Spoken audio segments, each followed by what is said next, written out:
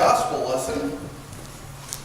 Today I will be reading out of John chapter 18, verses 33 through 37. Word of the Lord. Then Pilate went back into the headquarters, summoned Jesus, and said to him, "Are you the king of the Jews?" Jesus answered, "Are you asking this on your own, or have others told you about me?" "I am not a Jew, am I?" Pilate replied. "Your own nation and the chief priests handed you over to me. What have you done?" "My kingdom is not of this world," Jesus said. "If my kingdom were of this world, my servants would fight so that I wouldn't be handed over to the Jews. As it is, my kingdom does not have its origin here." "You are a king then?" Pilate asked. "You say that I am a king," Jesus replied. "I was born for this, and I have come into the world for this, to testify to the truth. Everyone who is of the truth listens to my voice." "What is the truth?" said Pilate. The word of the Lord. You can be seated. So today I have kind of a whirlwind sermon. We're going to zip through lots of scriptures and be flipping through the Bible. And I've got a lot of things that have been on my heart this week. It's Christ the King Sunday. It's the last Sunday in Ordinary Time. Next week kicks off the season of Advent. And this Sunday celebrates the King, Christ the King. It celebrates His kingdom. It celebrates the idea that He was the beginning and the end, the Alpha and the Omega. And as we look at Christ the King Sunday this week and we think about what Jesus had to say, we have to go all the way back to Genesis 1. And Genesis 1, we all most of us grew up in the church and we've read the Bible and, we've been in the Bible. And Genesis 1 says, "In the beginning, God created the heavens and the earth." In the very beginning was God. And it would be easy to stop there and say, well, that's who God is. He's the creator. But we couldn't leave it at that. And we jumped forward real quickly to kind of some more information about God. We leap forward because John, the apostle, St. John, starts out his book. And he says in his book, "In the beginning was the Word. And the Word was with God. And the Word was God." And you have to wonder, well, what is the Word? Is it be created? Is it the idea that God spoke things into existence and creation happened? He said, "Let there be light," and there was? What exactly is this Word that John's talking about?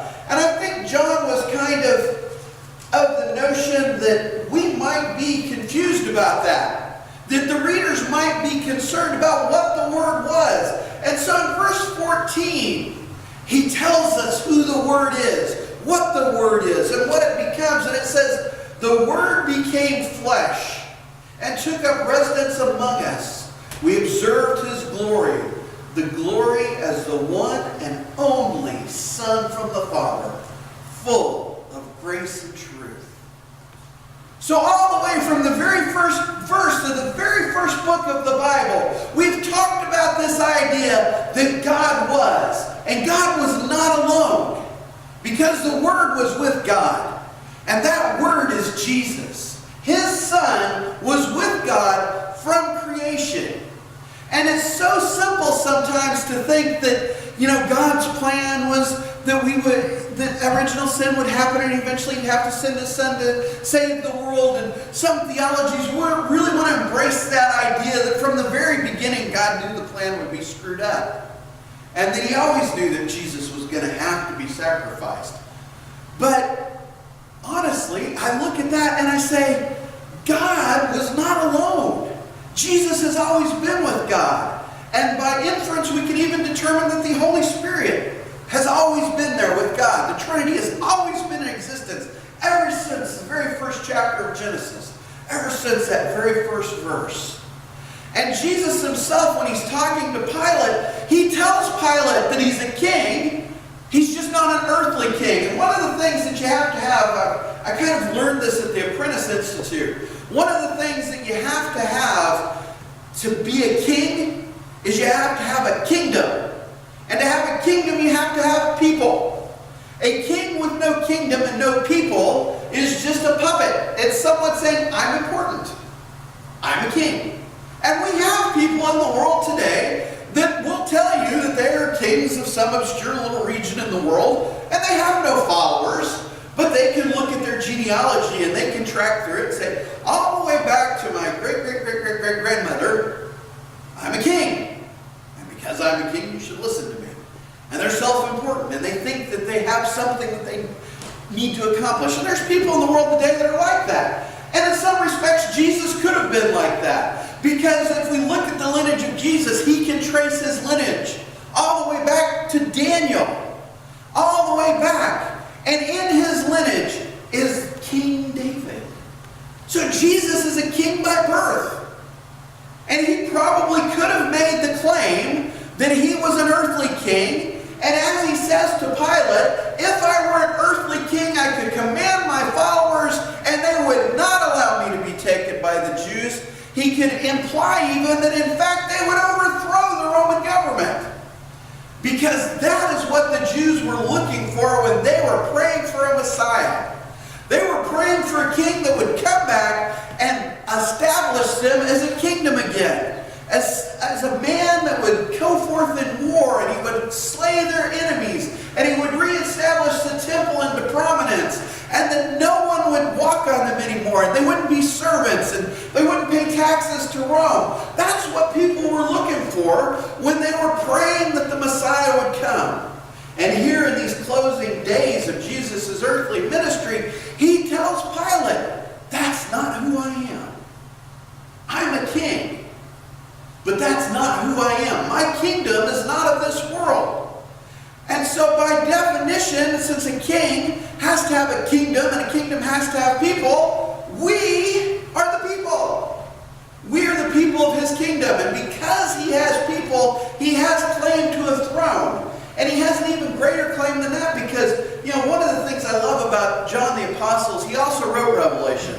And we don't talk about Revelation very much in church because it's mostly a book of prophecy, and it's easy to get off on a tangent and decide that these are things that are happening yesterday and Jesus is going to come back tomorrow. And you hear pastors frequently that say we're living in the last days and Jesus is coming back. But the interesting thing is, ever since John penned Revelations, people have felt they're living in the last days, and I agree with them. We are living in the last days.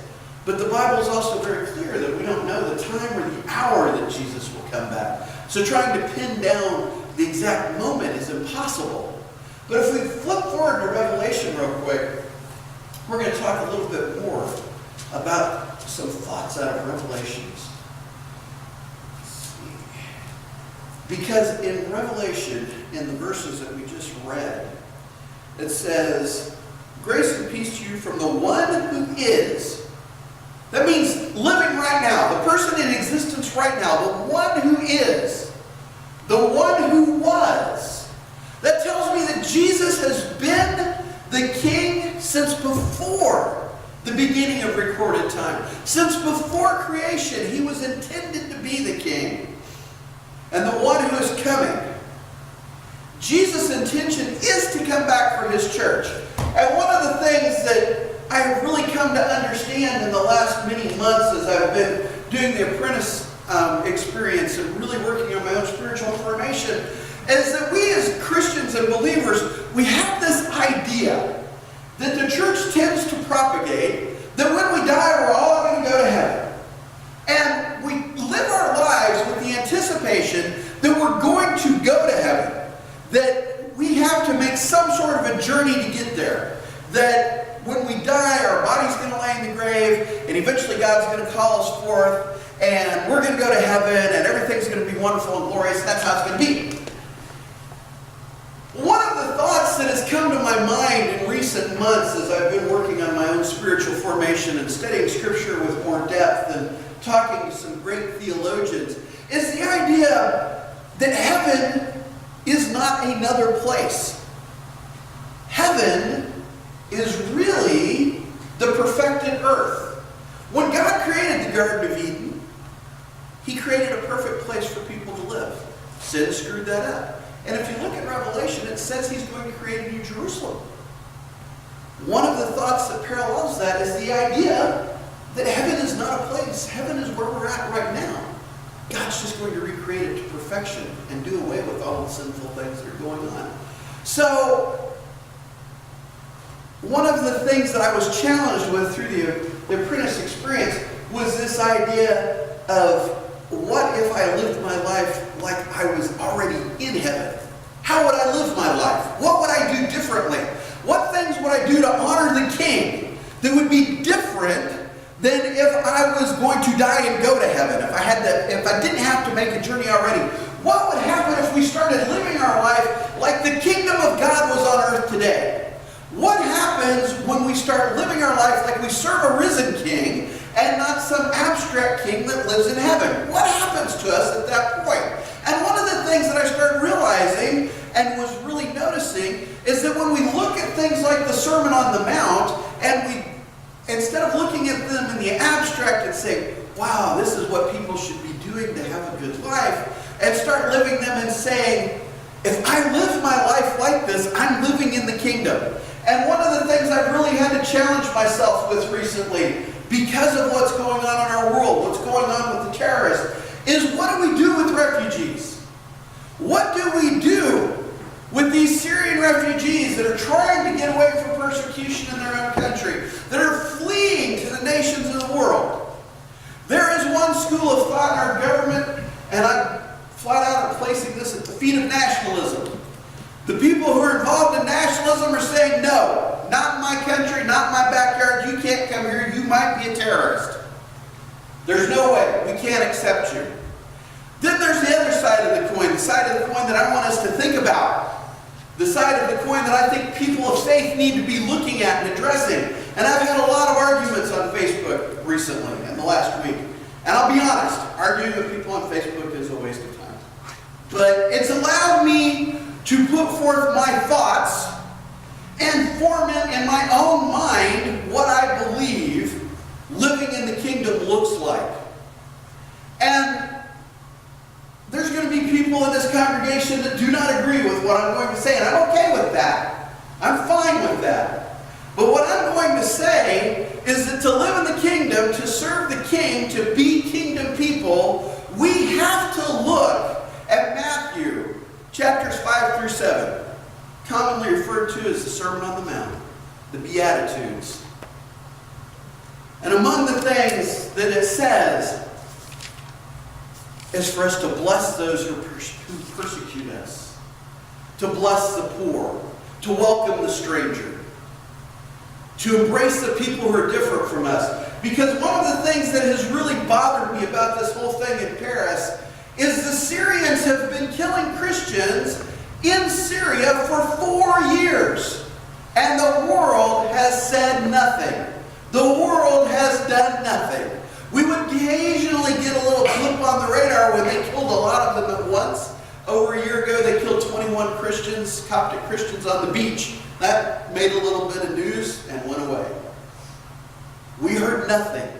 But the minute people who looked like us, dressed like us, had our income level, get bombed, we hear about it. 125, 26 people died in France. Over 10,000 Christians have been killed in Syria in the last 4 years. It's genocide. They are hunting Christians down and killing them. They are making them wear the Muslim symbol for Nazarene. They have to put it on their houses. It's just like Hitler with the Jews and the Star of David. But we haven't heard about that, and we've ignored that. But as soon as they get bombs into Paris, we hear all about it. And the first response of much of our government is to say, oh no, we cannot accept refugees. They might be terrorists. They could be people who want to hurt us. And they say, oh, they're not being vetted. There's no way to tell if they're a terrorist or not. There's no way to check up on them. And so I started doing some research because I am a concerned citizen. I country. I served in the military. I have a desire that my country be safe. And it takes 18 to 24 months for a refugee to gain asylum in the United States, because that's how long it takes to do the background checks. So that these 1,000 or so refugees that showed up in the southern part of the country in the last couple of weeks, they started the process 2 years ago. They didn't get on a ship yesterday and come over to the States. 2 years ago they started processing to come to the United States as refugees. The president, who I don't agree with on everything, is saying we need to take 10,000 more. We need to streamline this process. We need to make it more efficient. But the thing that we forget is they're fleeing from persecution. They're fleeing from a country that's been wholly destroyed, whose technology is nearly non-existent at this point, and you can't guarantee every person coming into this country is not potentially a terrorist. There's no way to do that. So what does the answer become? Do we say no? Go away, don't come back. You can't come in. You're not welcome here. We don't want you. But we have a country that for the last several hundred years has told the world, we're a Christian nation. We were founded on Christian principles. Our founding fathers were people of faith. The people came to Plymouth to celebrate, and we celebrate Thanksgiving in their honor because they were fleeing religious persecution. We're people of faith. But we're going to turn our back on the Sermon on the Mount. We're going to turn away and say, you people are not blessed. You were not made in the image of God. You don't look like me. You might be a terrorist. I can't let you in. I can't allow you what I've got because you might take something from me. And I think as Christians, we have to get away from that mindset. Yes, defending our country is important. And yes, being concerned that they might be terrorists is important. But more important is, do we extend Christian grace and charity to people who need it? We have people, and I understand the area, we have people in the States that need us help just as much as refugees do. Yes, we do. We need to do a better job. But I don't think there's anybody in the States that is overly concerned that they're going to be beheaded because of their faith. I just don't. I don't think there's a lot of people in the United States that are worried about that. And I think as a country, we're so concerned about these refugees coming in that we're forgetting that they're probably already here. They probably snuck across the border. It's easy to get across the border in Canada and Mexico both. It's not that big a deal to come to the United States illegally. So they're probably already here. I just don't see this idea that, thousands and thousands and thousands of terrorists are going to sneak across the border as refugees. I just don't see that happening. So I want to encourage us as a church, as we're celebrating Thanksgiving together today and celebrating with our families later this week, to think about the idea that as Christians we are called to a different standard than nationalism. Nationalism, to me, is the polar opposite of faith anymore. It is so easy for our country to say, we are a Christian nation, but we have no Christian principles. We're a Christian nation, but we can turn our back on refugees. We're a Christian nation, but we can't take care of the poor. That we can turn away children. That we can turn away people because they're different than us. And quite frankly, I think we're wrong to take that approach. And like I said, I know there's people that are going to disagree with me, that are going to say, because I've been disagreeing with people all week, it's all good. And I'm okay with that. I got broad shoulders. And one of the great things about being a Christian and being a believer, and even more importantly, is being a pastor, is I get to disagree with people and I can still love them. I can still respect their opinion. I don't have to agree with everything that people say, any more than people have to agree with everything I have to say. But one of the great things about being Christians is the idea. You got a question, Christina? Yeah. Do you think? Hold on a second. I'll bring you a microphone, girl. Interactive worship. You gotta love it.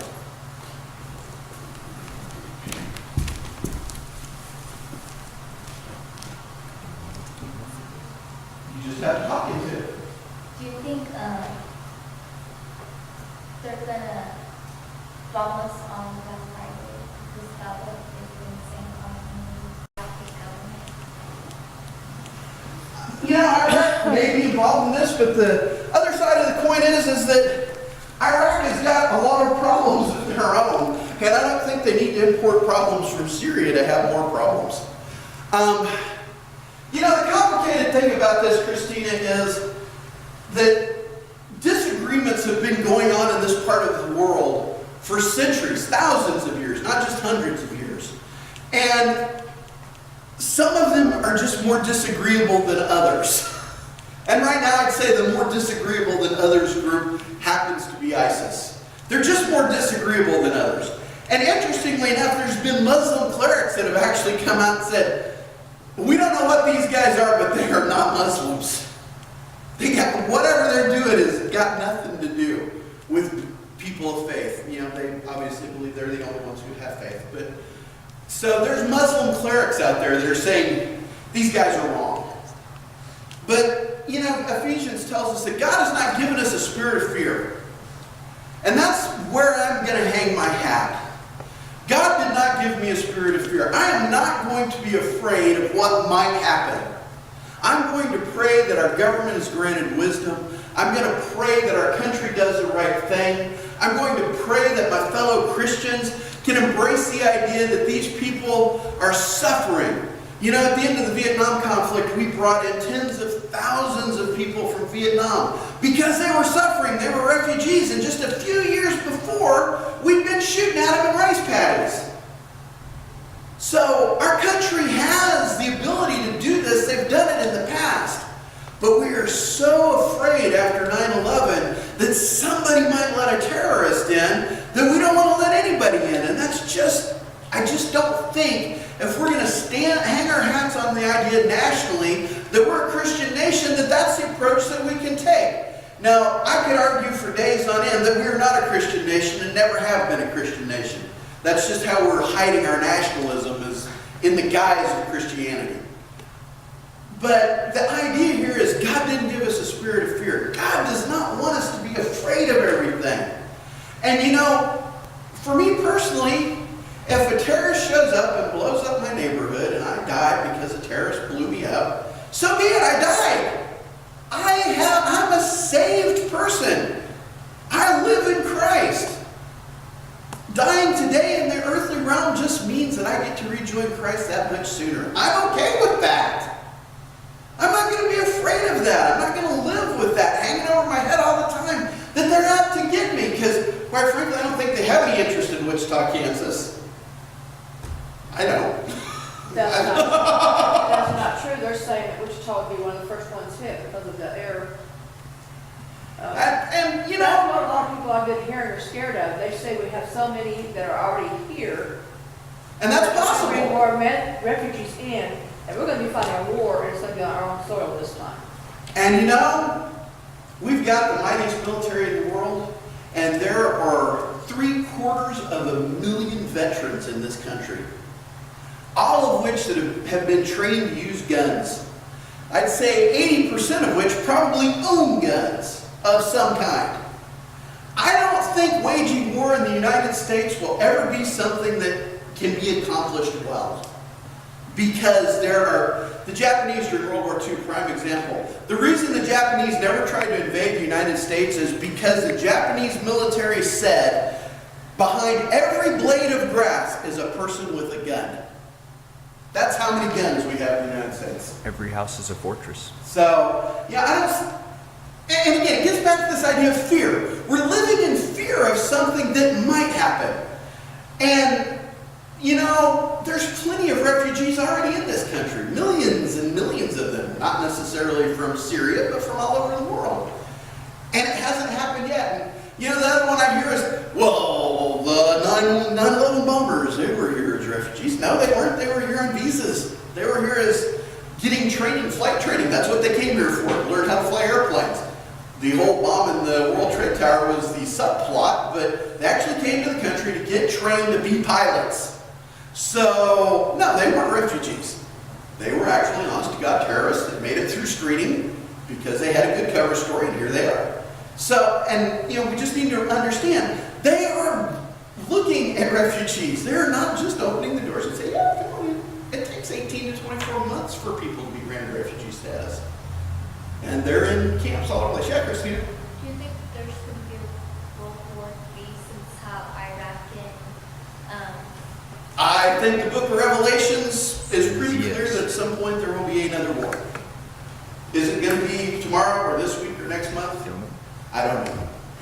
That's in God's hands. they said to watch out with people who are all black with black masks? Yeah, that's, and I'm going to keep falling back. I'm not going to live in fear. That's just not who I am. Yeah, Katie. But just being fearful in general is just senseless anyway, because who's in control? God. Any illusion you have of being in control or being safe is just an illusion. I mean, who holds our breath? Who holds our life? It's God. We don't need terrorists to kill us. When he's done with us, we're gone. Jesus himself said that the birds never want, and the flowers of the field are better clothed than any king in the world. So, yeah, Christina. Because don't God pick the day when you die? Unless you commit suicide, you do not get to pick the way you're going to, the day or the date or the time or how you're going to die. And again, it's about fear. We can't be fearful. And I just want to encourage us as a church to really pray through. Don't buy into everything that the press is putting out there. Don't buy into everything that the political pundits are putting out there. We have to examine what's going on in our world for ourselves, and we have to decide how we're going to address that. And for me, as a pastor, as a Christian, more than anything else, the thing I keep coming back to, the argument that I have kept putting out on Facebook all week long, is that the Sermon on the Mount tells me Jesus himself, if you have a red letter Bible, the whole Sermon on the Mount, chapters 5 through 7 in Matthew, are in red letters. The whole Sermon on the Mount was spoken by Jesus. It's attributed to Jesus. History tells us that Jesus preached this sermon. The whole Sermon on the Mount is about how we interact with other people, how we live in the kingdom and be in accordance with our fellow man. The Sermon on the Mount, the parable of the Good Samaritan is in that passage. A Samaritan had nothing to do with the Jews, took care of the Jewish man, paid for his bills, helped him. And of course the other side says, well, he didn't bring him to his house, he took him to a hotel. Okay, so he took him to a hotel. He still went out of his way to help someone in need. And that's the point, the place that we as believers, as kingdom believers, as followers of a king, have to get to. We have to look at the idea that disciples of Jesus, apprentices of Jesus, are going to look for ways to impact our world for a positive way, even if that means the possibility that the person you welcome into your hearth is that terrorist that everyone else is so terrified of. Because regardless of what is going on in the world, we have to be comfortable with the idea that as saved and sanctified Christians, it doesn't really matter what's going on in the world. When we die, we will be with Jesus. That's the bottom line. We have to get past being so concerned about the world and what the world's doing to us and how we're going to get ahead in the world and the motivations of the world. We have to start looking at the idea that even in the world, even as we live in the world, our goal is to be in the kingdom. And as a part of the kingdom, we can't live in fear, and we have to help our neighbors. We have to help our neighbors. And right now, those neighbors are Syrian refugees who may or may not be terrorists, and no one knows. And I think that's the key for me. No one knows if they're a terrorist in that group, but we're willing to tell all of them no, because there might be terrorists in the group. No one knows. And as a nation, even though people constantly come back to the idea we're a Christian nation and we're founded on Christian principles, the foundation of our nation was not about Christianity. It was about freedom of religion. Any religion. You can be an atheist in this country. Nobody cares. You can be Muslim. No one should care. Jehovah's Witness, Mormon, whatever sector, cult, or group that you Catholic, Protestant, doesn't matter. We have the freedom to worship God in the way and the manner in which we choose. Obviously, some things we say no to. You think your religion needs human sacrifice? Yeah, you're probably going to have a problem with that because ultimately that's murder. But other than that, for the most part, we as a nation are not supposed to be intervening on how people worship. Do I believe that the Muslims are going to go to heaven? Absolutely not. But that's between them and God. That's not between me and them. As a nation, they can worship any way they want to. And if that means getting on their knees and bowing to Mecca 7 times a day, so be it. That's on them. I'm not going to do that. That's on them. They do what they want to. But as a Christian, I have an obligation to love my neighbor as myself. And my wife is telling me to wrap it up because lunch must be ready. You can argue in the basement. Let's sing our closing hymn. And if you've got questions, I'll talk over lunch. You know, I'm still working through a lot of these thoughts in my own head. So, you know, I'm always happy to hear from the congregation. So, join me as we sing "God Be With You" until we meet again.